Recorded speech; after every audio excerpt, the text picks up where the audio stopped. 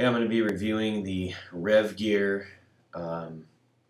sparring headgear, and uh, this was an interesting one. I was pretty excited to get this.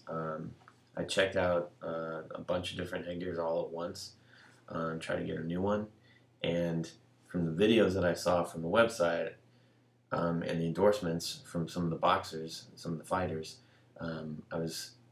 I was intrigued by this one, and I thought this was the one that I was going to like the most. Unfortunately, it couldn't be farther from the truth. This thing was, I feel like it's really shoddily made. Shoddily. Say that a few times fast. Just right out of the box, it was all warped and wonked. Other ones that I got were more balanced feeling. This one just feels like it's leaning and mushed. A lot of the seams, it just feels sloppily made. I don't know how else to really put that. The patch on the front, which doesn't matter at all really, but just goes into the craftsmanship. That's off center. The biggest one for me was this. If I try to get that in there, this chin area, if you can see the stitching all along there, it just is weird. It's like not very well put together. The seam isn't down the center when you put it on your face, so you can see. And the seam on the exterior doesn't line up with the seam on the interior, and that's where your chin sits. And it's a very noticeable seam where the chin is sitting.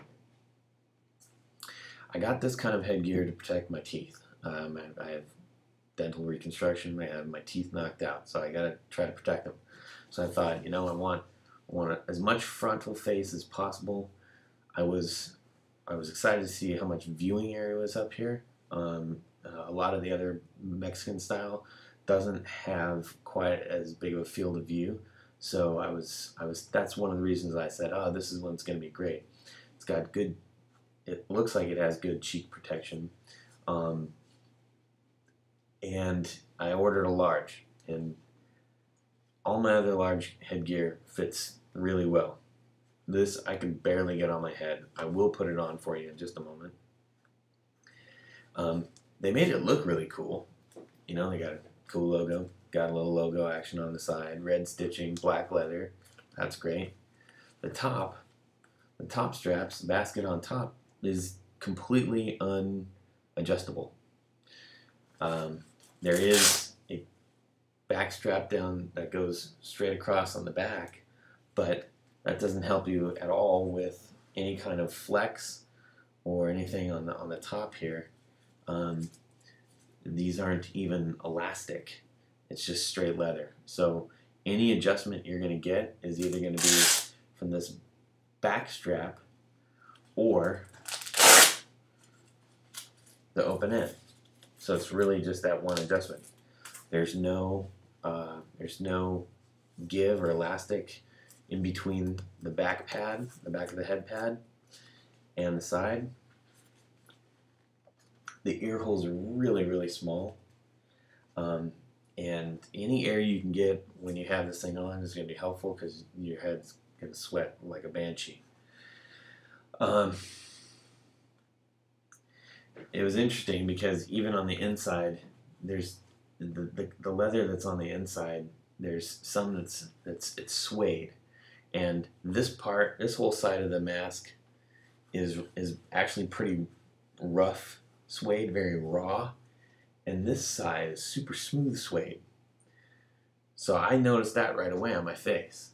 And the more things you have that you're noticing while you're trying to get, take care of yourself in the ring, those are distractions. It does have the little chin gap area here. So what I do like about that is that it helps alleviate the need for an actual strap on your chin. So you notice there's no actual like locking strap down there.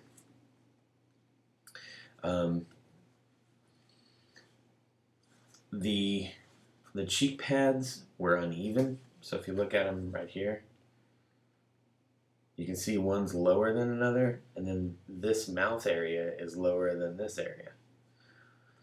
So all these things put together is not a well-made piece of gear. And you know, this is the one that I got. I'm not saying every single piece that Revgear puts out is not well made.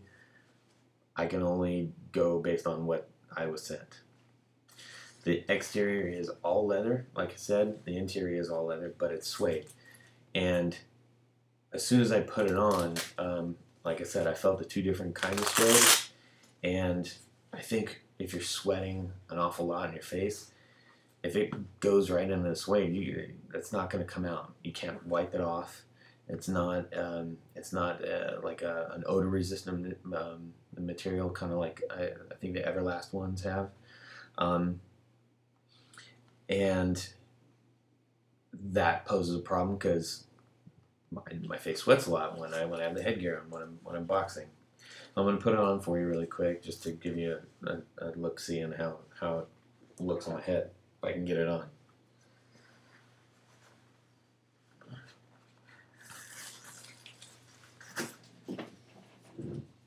You notice I have to put the straps on first before I can put the top one on.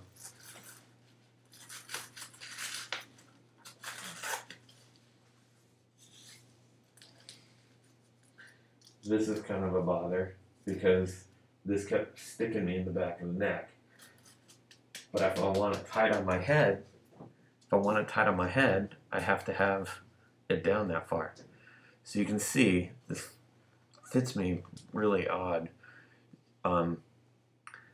This does not feel like a large at all. I feel like maybe it's mismarked as it might be an actual medium. So it's jamming my chin back. You can see I'm talking really weird. My nose is exposed right here. Like I can feel it and I tried it with a boxing glove. Obviously I've got a fist right now, so a lot more is going to get through. The field of view is pretty good, but it's hard to even swallow with this chin strap on because it's so tight. It's just jamming my chin back. As I said, the ear holes are pretty small. The good thing about them is that it's not cupping them around them, so it does let a lot of space in there. Gosh, this thing's uncomfortable.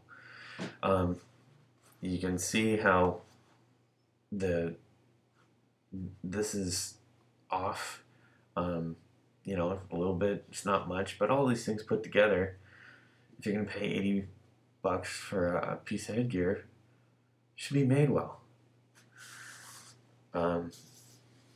Anyways, I wasn't really excited about this one. I was really let down. I'd be curious to see, you know, if any of you guys out there have any of the other Revgear stuff, if it fits well or not. But this was no good for me. It's the Revgear headgear with chin and cheek protection.